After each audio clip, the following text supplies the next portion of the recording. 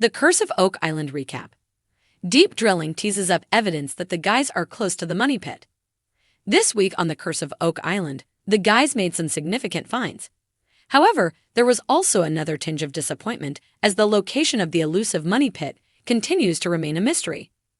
The team was focusing on locating Shaft 6, the searcher tunnel built back in 1861 that supposedly links to the money pit. With their heavy drilling equipment ready to go, they watched patiently as the 8-foot-wide steel shaft was driven into the ground. Their target depth, to begin with, was approximately 100 to 120 feet. At 101 feet, there was an increase in pressure, meaning they were likely cutting through a structure, probably wooden. And sure enough, the giant hammer grabs started pulling out large beams of wood. Axe-cut wood, too. Right at the depth where Shaft 6 was supposed to be. The guys were ecstatic. This should be the money tunnel, someone shouted. Jack Begley and Steve Guptill were tasked with sifting through the small dirt that was pulled up from over 100 feet below ground. They found pieces of leather followed by what looked like an old hinge, possibly from a chest. Alas, no gold or silver coins. Not yet anyway. An ancient booby trap protects the treasure.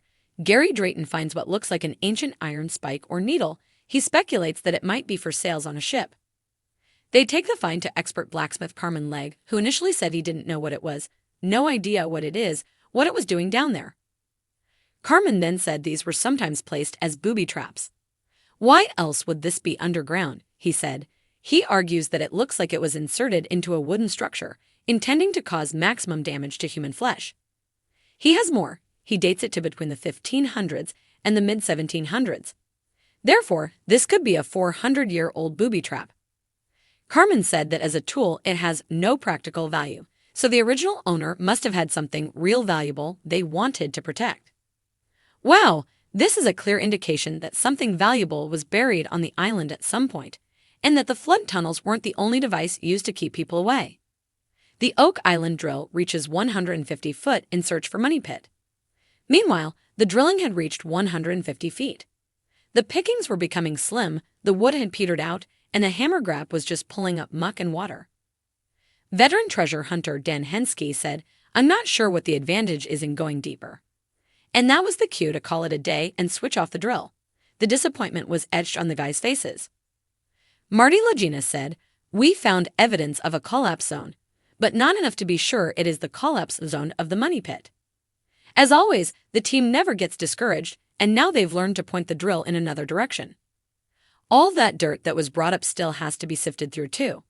Fingers crossed it contains a gold coin or two. On this week's electrifying episode of The Curse of Oak Island, the Fellowship of the Dake edges tantalizingly closer to the island's elusive core mystery, the fabled money pit. With each thundering rotation of the drill rig and every muddy core sample that emerges, hope builds that the Lagina brothers and their ever-persistent team are on the brink of uncovering the treasure that's remained hidden for over 2 centuries. The episode opens with an atmosphere thick with anticipation. The team is zeroing in on a promising new area in the Garden Shaft Zone, following up on intriguing anomalies detected during the recent D2 data scans. These anomalies suggest a possible void beneath the surface, one that just might line up with the original money pit location. Doug Crowell, ever the meticulous researcher, explains that this new X marks the spot aligns with some of the earliest historical records of treasure digging on Oak Island.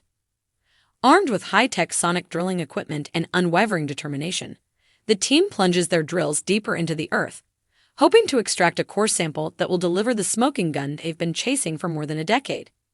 It's a bold strategy, relying on the synthesis of modern technology and ancient clues, and one that immediately begins to pay off. Core samples from the 97 to 105-foot range reveal a significant discovery. Layers of wood appearing at intervals that suggest man-made structures. This is no coincidence. As Charles Barkhouse points out, the spacing is consistent with cribbing techniques used in historical shaft construction. The possibility that they're drilling through remnants of the original money pit or a related shaft built to tunnel toward it is raised with cautious optimism. But the real jolt comes when Terry Matheson and geologist Steve Guptill identify a strange void appearing just below 110 feet. It's not natural, they conclude, and its characteristics are eerily similar to descriptions of the flooded chambers connected to the original booby trap pit. Their excitement is palpable as they theorize about collapsed tunnels and interconnected shafts leading to a treasure chamber. Meanwhile, Rick Lagina, quiet but visibly energized, paces the dig site, clearly sensing they're on the edge of a breakthrough. "This could be it," he murmurs to Marty during a hushed sidebar. "All the signs are here. We just have to keep pushing." As the team continues to pull up core after core, they stumble upon a segment that contains something jaw-dropping. A piece of parchment embedded between layers of clay and wood. Jack Begley's eyes light up as he handles the fragile material with reverence. Could it be part of the mysterious paper documents that past treasure hunters claim to have found in the money pit back in the 1800s? It's sent off for analysis, but even before results are in, the find injects new energy into the dig. Further bolstering their confidence, metal detection expert Gary Drayton joins the scene, swept up in the excitement. Using ground-penetrating radar and his trusty metal detector, Gary scans the spoils from the core samples and gets a hit on what he believes is an old iron bracket, possibly part of a chest or pulley system. "Now that's what I'm talking about," he exclaims. "If you're finding wood, parchment, and iron down there, you're either in the money pit or you're knocking on its door." At the war room later that evening, the team gathers around to review the day's findings and map out their next move. Craig Tester lays down the geological data, showing the depths and materials found, while historian Doug overlays archival maps to show just how aligned their current borehole is with the 1795 discovery point. The room buzzes as the team realizes just how compelling the convergence of history and modern data has become. But the Oak Island curse is never far behind. Just as momentum is hitting its peak, the drill rig runs into unexpected resistance, something hard and unyielding. A rock formation, or perhaps a man-made barrier? The team is split. Some think it's bedrock, signaling the end of the shaft. Others, like Rick, believe it might be a deliberate obstruction, possibly a platform or vault cover placed by the original depositors to protect their hoard. A decision is made to send down a camera probe to get a clearer look. What they see stuns them. Jagged wooden timbers, possibly stacked, appear to be forming a barrier. Behind it, a dark void that might very well be an untouched chamber.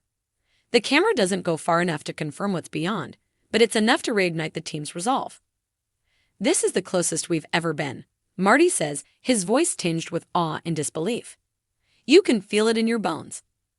As night falls over Oak Island, the episode concludes with a montage of the Fellowship standing around the site, lit by floodlights, their faces a mixture of exhaustion and exhilaration. Over a decade of work has brought them to this exact moment, and the evidence is mounting. The money pit, or a significant part of it, may finally be within their grasp. Of course, true to Oak Island fashion, answers don't come easy. Every discovery raises more questions, every clue demands deeper digging, and the curse still looms. But this week, more than most, felt like a game changer. Next week promises a deeper probe into the void, lab results on the parchment, and potentially new drilling sites based on the tantalizing clues unearthed. Will the next hole finally crack the code, or will Oak Island continue to guard its secret for another season? Only time and a little more digging will tell.